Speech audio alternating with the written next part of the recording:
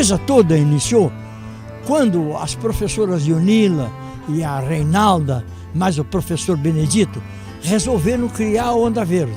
Quando a Onda Verde começou a trabalhar, uma das grandes preocupações daquele momento, e que continua sendo até hoje, era a Lagoa do Violão, um cartão postal extraordinário que Torres tem. Então nós realizamos um seminário sobre a Lagoa do Violão. E para esse seminário, nós convidamos a doutora Elaine Regina, que é da Secretaria do Meio Ambiente. Ela veio fazer uma palestra sobre água, mas lá no ano 2000, 99, 2000, esse assunto de água, lixo, meio ambiente, ainda era muito incipiente aqui em Torres. Essas palestras eram para essa finalidade de levantar o problema e provocar um pouco de interesse. Ela havia feito um trabalho muito importante sobre as bacias da Lagoa do Forno e da Lagoa do Jacaré. E posteriormente nos passou um e-mail informando que haveria em Sombrio um seminário sobre a criação do Comitê da Bacia do Rio Mampituba. E nós, Leonila, professora Leonila e eu, fomos lá nesse seminário. Ficou estabelecido que dentro de alguns meses, ficou estabelecido que nós faríamos um seminário em Torres. E realmente aquele seminário em Torres foi realizado com a presença de representantes dos diversos municípios da bacia. Naquele momento, nós estávamos discutindo a criação do Comitê Federal, quer dizer, abrangendo o estado do Rio Grande do Sul e também Santa Catarina.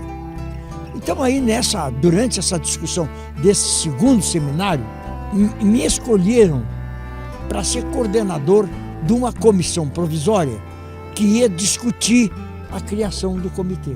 E aí então, nós continuamos trabalhando. Foram realizados 8 seminários. As visitas ao Rio não eram feitas como comissão provisória, eram feitas como Onda Verde. A comissão provisória, ela estava mais interessada na criação do comitê, que era um trabalho a ser feito junto ao Ministério do Meio Ambiente. Comitê de bacia, quer federal, quer estadual, são criados por decretos. O estadual, decreto do governador do estado, e federal, decreto pelo presidente da República. Mas naturalmente que nós da Onda Verde, como havia uma simbiose, a Onda Verde e a comissão provisória, nós fazíamos as subidas ao rio como Onda Verde, não era envolvendo propriamente a comissão provisória.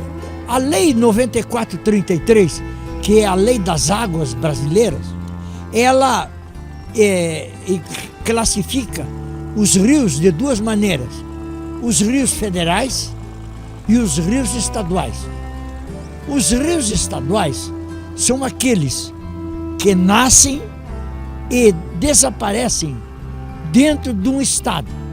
É o caso, por exemplo, do Lago Guaíba.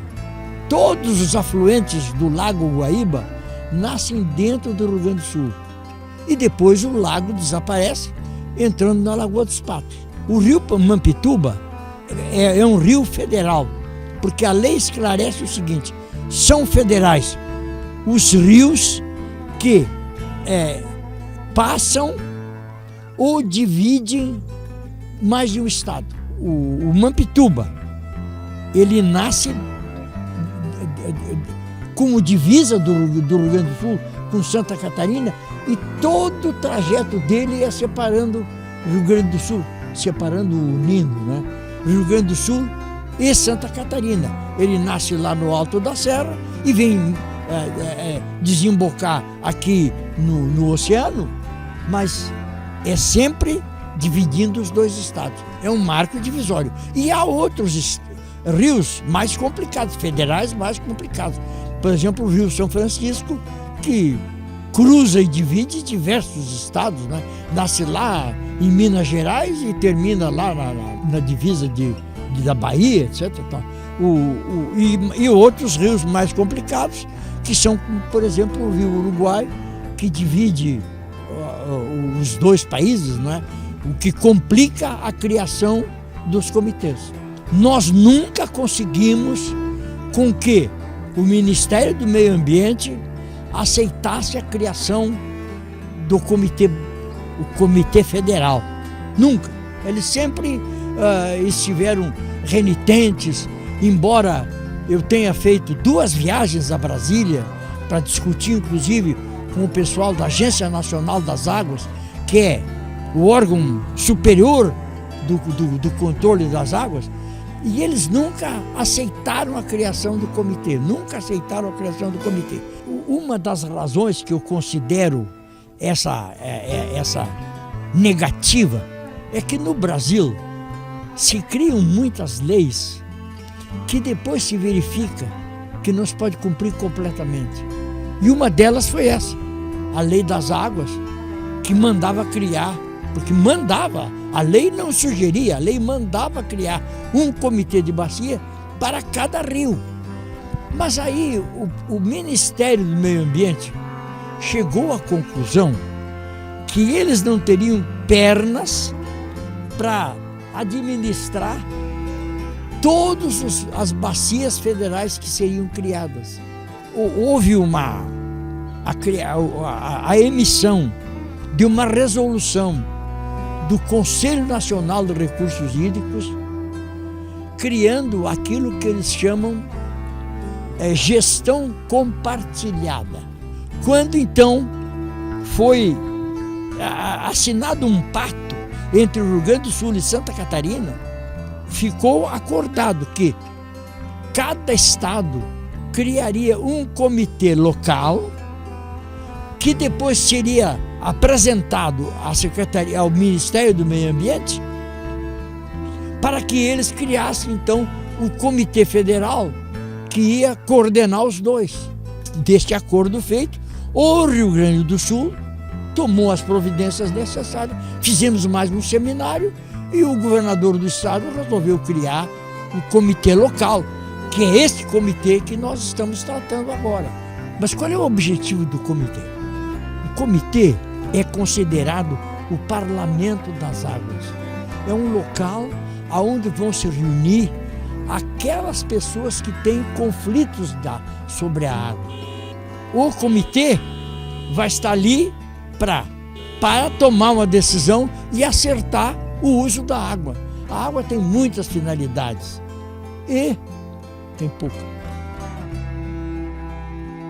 Em julho do ano passado, então, foi feita a eleição, né, dos membros do comitê, onde as entidades se cadastraram, se inscreveram e se reuniram, e as entidades, então, escolheram quem representaria.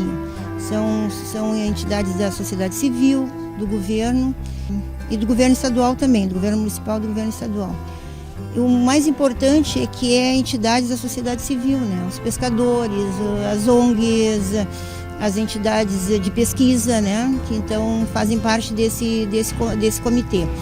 E em julho, então, nós tomamos posse, e como a Onda Verde foi uma das que mais incentivou a criação desse comitê, como o nosso presidente de honra, né, que é o seu Nabor, a Onda Verde ficou com a presidência. Então eu assumi a presidência.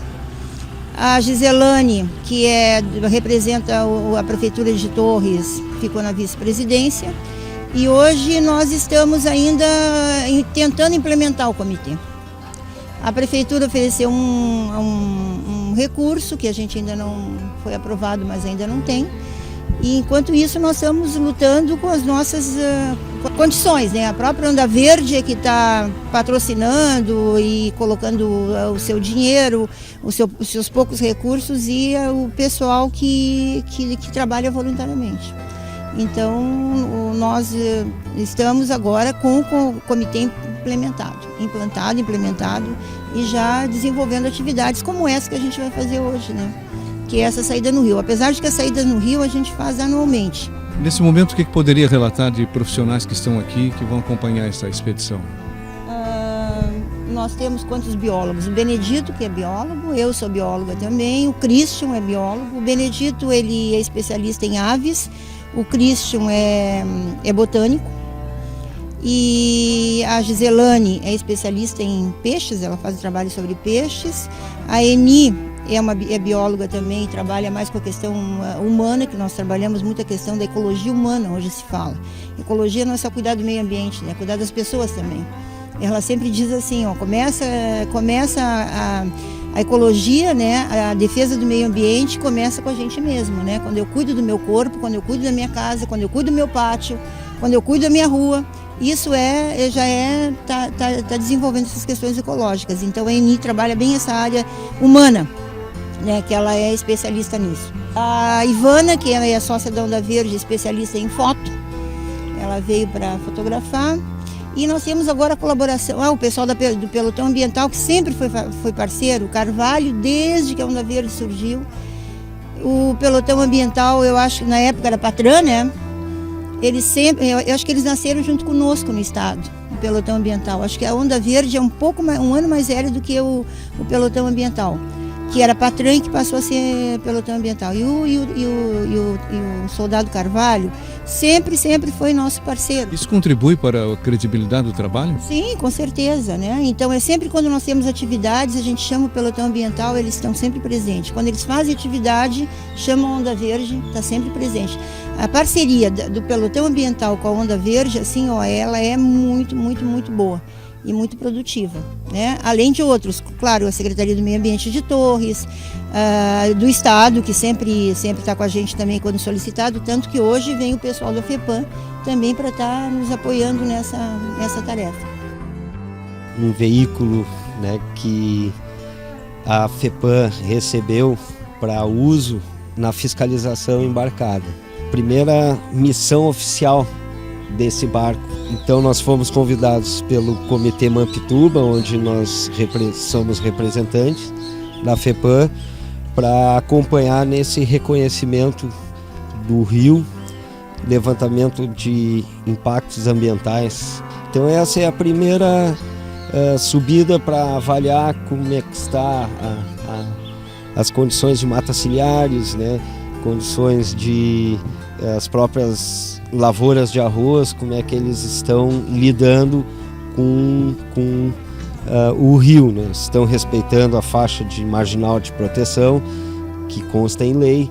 Então nós estamos fazendo uma primeira avaliação, né, desses empreendimentos que costeiam, né, que margeiam o rio Mampituba, para no futuro construir com esses empreendedores um programa para regularizar, né, essas faixas marginais, aonde tiver que reduzir alguma lavoura de arroz, nós vamos solicitar dentro de renovação de licenciamento, né, porque também hoje, com a Lei 140 de 2011, o município de Torres está habilitado para licenciar lavouras até 50 hectares. Então vai ter que ser um programa compartilhado com o município de Torres, município de Mampituba, né?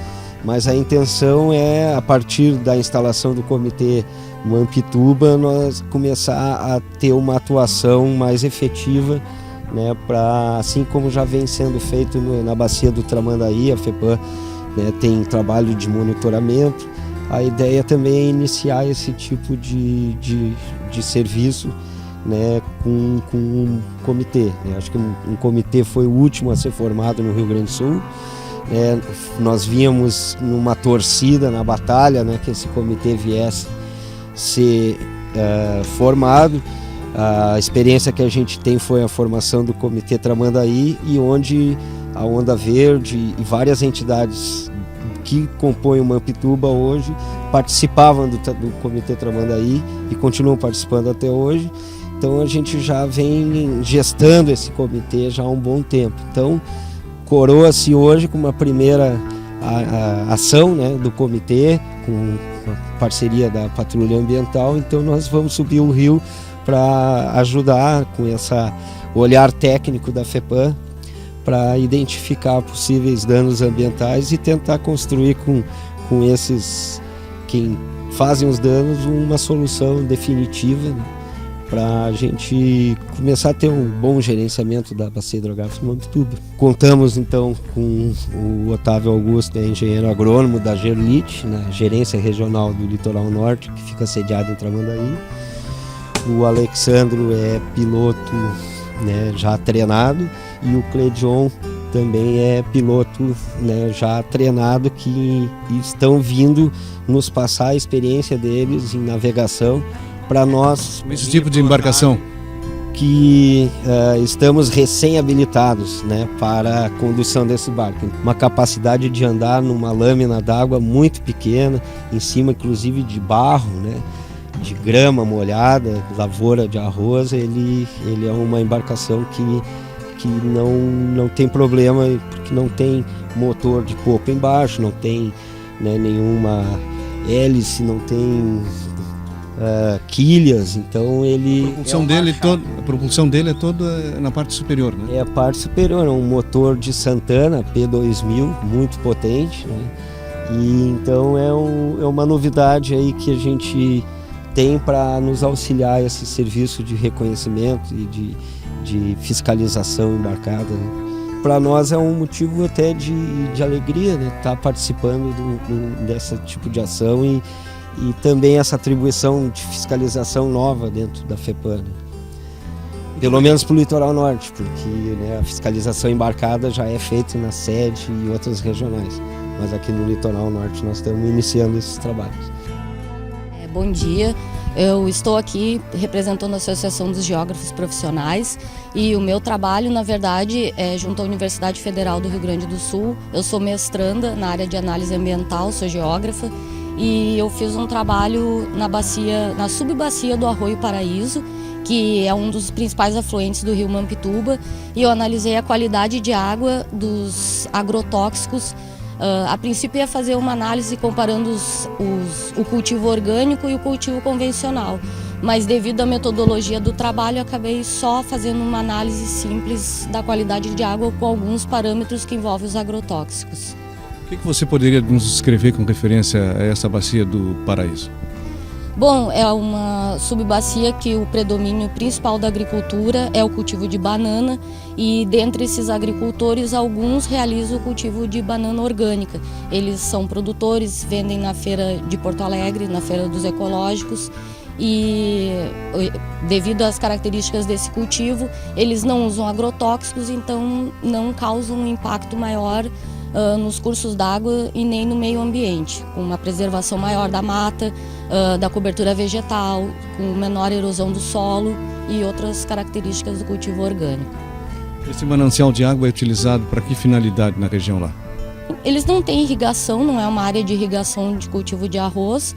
Eles utilizam, não é demandado assim para outra coisa, é como afluente mesmo, né? Ela recebe uma quantidade grande, porque a bacia é o curso d'água é o canal que recebe toda a sedimentação que vem da área de encosta. Então, todo o agrotóxico, tudo que é realizado na bacia, mesmo se houvesse uma quantidade grande de esgoto, isso tudo vai sempre para o curso d'água. E ali, no caso, o principal uso mesmo é com relação à agricultura, o cultivo de banana. E a que conclusão você chegou da qualidade dessa água que está sendo captada? Eu finalizando a dissertação, mas os resultados da qualidade já saíram, da qualidade da água. A princípio, nenhum agrotóxico foi detectado. Isso não quer dizer que não exista, porque existe uma série de dificuldades de detecção. Eles se transformam rapidamente e na água não são facilmente detectados. Teria que acontecer uma análise mais profunda em relação ao solo, uma análise de sedimentos, ou de peixes, né? Essa pesquisa não se encerra aí. Essa parte primeira da água não é conclusiva e não é unicamente que comprova que tem agrotóxico ou não. E a classe de água ainda provavelmente seria enquadrada em classe 2, com uma qualidade de água bem boa, principalmente porque se trata de uma nascente, né? Não tem assim, não é como a foz do rio Mampituba, que já recebe toda a produção de torres, né? E vem é o fim do curso d'água. Na verdade, lá é o início, né? A cabeceira lá no Arroio Paraíso. E existe alguma ação no sentido de proteger essa nascente? Existem alguns proprietários exclusivamente que usam a área com o intuito de preservação.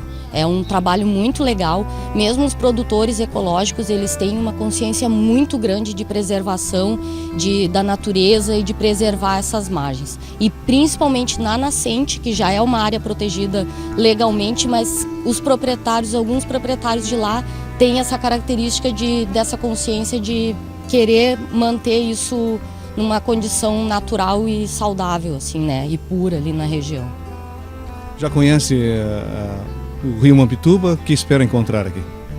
Eu imagino que deve existir bastante conflito, porque essa área tem a parte do cultivo de arroz.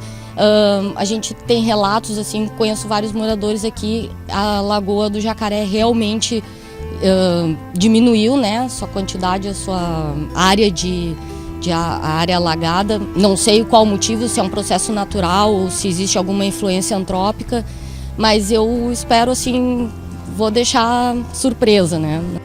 A nossa saída de campo hoje é uma vistoria técnica que nós realizamos periodicamente a fim de se verificar qual é que é o estado de conservação que está o rio Mampituba e sua margem. A minha especialidade, por se tratar de botânica, eu verifico a conservação da vegetação junto à mata ciliar, ou seja, a margem do rio. Verificamos que essa margem é composta, boa parte dela, por macrófitas aquáticas, ou seja, essas plantas de banhado que vivem junto à margem do rio. Muitas delas são chamadas, inclusive, de juncais, que envolvem várias famílias botânicas, como as tiriricas, os juncos, capins na valha, temos samambaias também. Toda essa vegetação acaba formando um ecossistema típico e que merece toda a nossa atenção, pois existem animais que vivem ali no meio, que nidificam, aves, mamíferos, invertebrados, crustáceos e toda uma outra quantidade de espécies que estão envolvidas com essa vegetação. Além disso, nós temos fragmentos de floresta que também se encontram à margem do rio, em alguns trechos aonde elas ainda estão preservados. E a nossa finalidade sempre é verificar o estado de conservação dessa vegetação. É extremamente importante para nós aqui da região, não só para o Parque Estadual de Itapeva, mas como toda a região, né? Considerando que essa saída de campo ela vai e nós vamos ir até ela entrar na lagoa Lagoa do Morro do Forno, e todo esse manancial, essa bacia hídrica faz parte da zona de amortecimento do Parque Estadual de Itapeva. Então é de interesse não só do parque, mas com toda a região de conservar esses ambientes, né? Então é uma bela iniciativa que nós estamos esperando, assim, que com isso a gente possa ter um entendimento melhor das atual situação que está a Lagoa do Morro do Forno, o rio Mampituba, enfim, e os tributários ali da Lagoa do Morro do Forno. E para que isso a gente possa ter também um maior argumento, maior fundamentação nas tomadas de decisões futuras, né? Na área rural é a agricultura com produtos agrotóxicos, né? A produção aí no entorno das lagoas, tanto da Lagoa de Itapeva como da Lagoa do Morro do Forno, o uso muitas vezes excessivo de agrotóxicos, né? E fertilizantes que vêm auxiliar, elas contribuir para o processo de eutrofização dessas duas lagoas, tanto a Lagoa do Forno como a Lagoa do Itapeva, que vem acelerando de forma muito rápida a sedimentação, né? A fixação da sedimentação no fundo da lagoa, e isso traz prejuízo não só para a fauna, mas também para o escoamento dessas águas que fazem parte aí dessa bacia, né? Olha, nós não estamos assim numa situação catastrófica ainda, né? Mas estamos caminhando a passo largo nesse sentido, né? Acho que nós temos que tomar, neste momento, algumas decisões importantes para conservar esses mananciais, tendo em vista aí, nós temos conhecimento de outras regiões que deixaram, né, esses mananciais serem contaminados e depois se torna muito caro, muitas vezes até inviabilizando a recuperação desses mananciais, que é fundamental, eu diria assim, para a sustentabilidade e a manutenção do homem. Eu diria que é um problema cultural e de educação, de sensibilização ambiental. Nós temos que trabalhar fortemente, mas trabalhar sobretudo na sensibilização ambiental, de conscientizar as pessoas, não só os agricultores, mas também nós consumidores, de conservar essas mananciais, não jogando lixo, não jogando produto químico, não jogando, enfim, não contaminando esses mananciais, né? Passados 12 anos, aí estão quase chegando no 13º ano de criação do Parque Estadual de Itapeva, acho que já estamos entrando numa outra fase, né? A fase de que as autoridades hoje buscam a implantação efetiva do Parque Estadual de Itapeva, enquanto nós perdemos muito tempo, perdemos aí uma década, quando muita gente, muitos políticos da região se preocuparam em desconstituir o parque. E isso se tornou inviável, perdemos muito tempo com isso, temos visto aí que tanto o poder público, político local como o estadual busca implantar o parque. E essa cobrança, eu acho que todos nós, a própria sociedade, tem que cobrar a implantação do parque, que vem muito lentamente. Isso é uma questão de vontade política também. Espero encontrar no Rio Mampituba aí. Espero encontrar um pouco menos que os anos anteriores, de sujeira, né, de lixo. Esperamos que a população tenha, pelo menos nesse período, se conscientizado um pouco e jogado um pouco menos de sofás, geladeira e outras coisas bizarras que a gente tem encontrado por aí.